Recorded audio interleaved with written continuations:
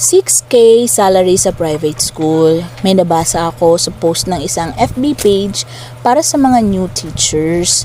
Sabi niya na nag-apply daw siya sa isang private school dito sa Manila. Hindi ko nababanggitin kung saan. Tapos ang offer daw sa kanya is 6K monthly.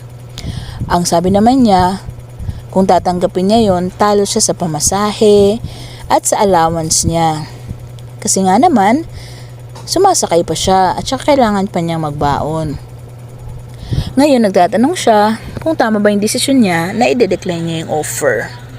So nakita ko rin sa mga comment na sinasabi, yes, i-decline mo kasi dapat hindi natin tinotolerate yung mga ganyang private school na nag-o-offer ng mababang halaga.